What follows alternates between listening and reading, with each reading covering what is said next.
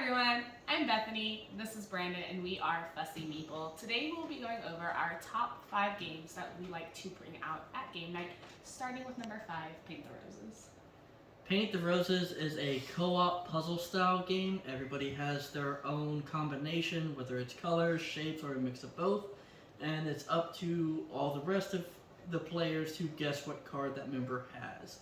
This is all going on simultaneously. Everybody has their own combination. And the goal with these guesses is if you guess correctly, you get to move your character further away from the queen. It is a beautiful game. We do have the deluxe edition, so we get the nicer tiles.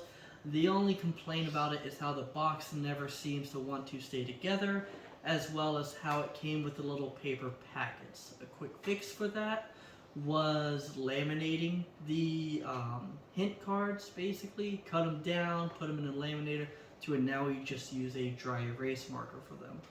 Other than that, it is a quick game to set up. It is a fairly quick game to play, and it always seems to be a different game every time you play it, especially if you're playing it with different groups of people. Next up on the list at number 4, we also have the game Flamecraft. We chose Flamecraft as number 4 because it is a cute worker placement style game. Basically, you are building shops and employing dragons while trying to gain as much reputation as possible to win the game. It comes with a very nice, albeit long, neoprene mat that does act as the game board or the town square. The beautiful artwork and adorable dragons with unique names make this game a crowd favorite every time we bring it out. Number 3 is going to be Scythe. Scythe is one of my favorites. I've been playing it for years. It is a very expansive engine building game. This one's definitely one of the bigger ones to set up. I typically know in advance for playing this game for game night, so I'll set it up in advance. But once you get past that steep learning curve of a game, it is very easy to play through. There's multiple ways to win the game, whether it's through fighting, through popularity, or any of the other methods you want to gain the most coin, or in a sense, points for the game. You have all your different factions, you even have your expansions, which adds some storyline to the game, even with multiple players. And with it being a Stonemaier game, it does have one of the best single player modes I've seen in board games, and that is their autonomous system. We have this as well as all of the expansions. Unfortunately, we did not kickstart this one, so we didn't get all the promos. Another game, next up we're going to go off with our number 2 game, Isle of Cats.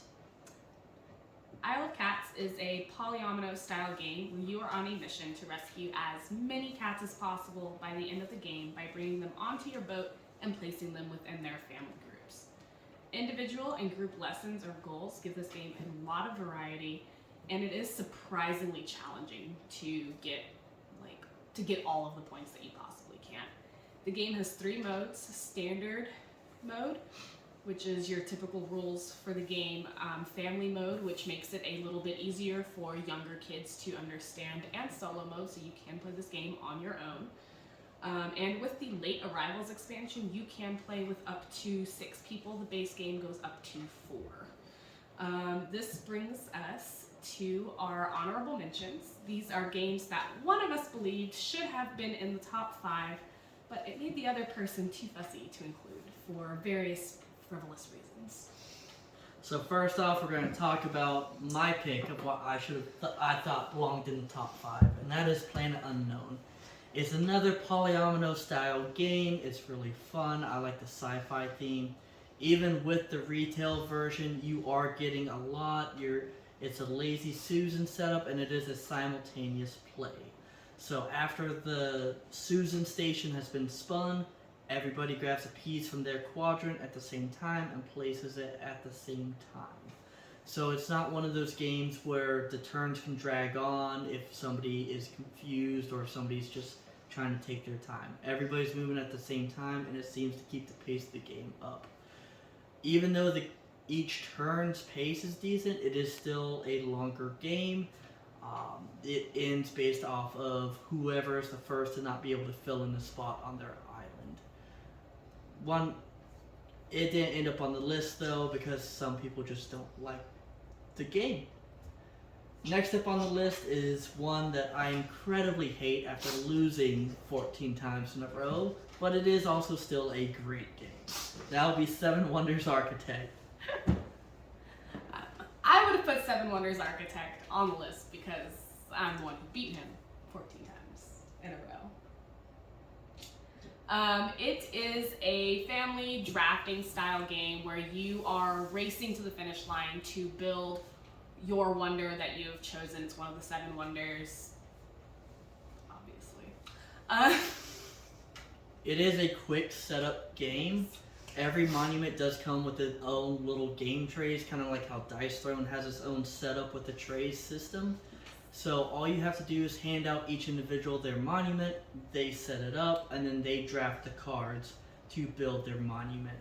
There's multiple ways to win, whether it's through the building a monument the quickest route, or it's gaining it through victory point cards, or even through science cards. The game can be won in different ways by the same person, so every game is different. And that finally brings us to our number 1 pick for game night. This is one that's been a high success at almost all the different groups we played with, and that is Quacks of Quedlinburg. This is a great draft game. It is a potion building game. Every round you have your bag of all these different ingredients. You start off with a very small amount, but most of them are bad ingredients. If you get too much of the bad ingredient into your pot, you will ruin your mixture. So as you're playing the game, as you're going through the round, you're adding to your bag to dilute the bad ingredients and increase your good ingredients. Every game can be different because you have multiple sets of books which give the same tokens different attributes. So for one game, it may allow you to skip extra steps as you're going up on your scoreboard, and another game, it may allow you to remove one of the bad ingredients that was behind it. We really enjoy this because it is a fairly easy game for everybody to grasp. It is a fairly easy game for everybody to get into real quickly, and it's just a lot of fun because you never know who's going to win. It also introduces in a helper system for those who are falling behind. If you are not doing as well as player 1, you will get extra points in your potion to help you catch up. So you could be losing almost the entirety of the game in the last round, you can win. We've seen it happen before, and while that does get me fussy with some games, this one's a little bit more bearable because it's a little bit more deserving. Basically, if you're not winning the game, you get fussy. But this is our top 5. We thought about it for a while. We agreed.